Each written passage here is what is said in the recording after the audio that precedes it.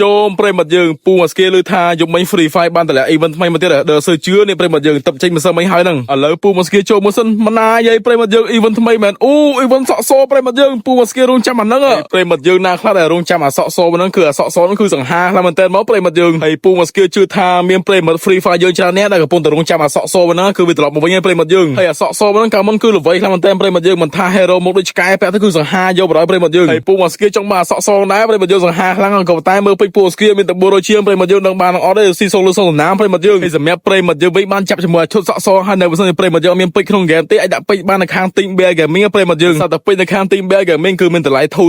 ម៉ែធូរហើយសេវាកម្មនេះដាក់ភ្លាមចូលភ្លាមតម្លៃគឺធូរថ្លៃហ្នឹងទៅ prey មកយើងហើយសម្រាប់ឈ្មោះ page ដែលពូមកស្គីដាក់ខាងលើហ្នឹង link អាស្រ័យគឺក្រោម comment prey មកយើងកុំភ្លេចជួយដាក់ពេជ្រនៅខាង Team Bear Gaming ផងតទៅពីពូមកស្គីចាប់អស់5ដុល្លារគឺបានតែ prey មកយើងបានតែការនេះទេអត់ប្រយោជន៍ខាងមែនតើពូមកស្គីធ្វើការដាក់5ដុល្លារទី2សង្ឃឹមថានេះចូលសក់សហ្នឹងដល់ let's go ទៅបុចចូលបុចសក់សបុចសក់អើយបុចអត់ចូលទេព្រៃមកយើងអាចបាត់ហើយបណ្ណាយាយព្រៃមកយើងពូមកស្គីដល់បានសក់សពាក់នឹងគេអត់ទេមើលពេញអស12ដុល្លារនេះព្រៃមកយើងមកដូរទៀតអស់ហើយព្រៃមកយើងតោះឥឡូវនេះពូមកស្គីធ្វើការដាក់5ដុល្លារជាលើកទី3សង្ឃឹមថាចូលដល់ let's go បុចចូលបុចសក់សបុចចូលមកសុំចូលបុចអាចទៀតព្រៃមកយើងអាចឆ្កែសតឥឡូវនេះគឺថាពេជ្រពូស្គីអស់លេងព្រៃមកយើង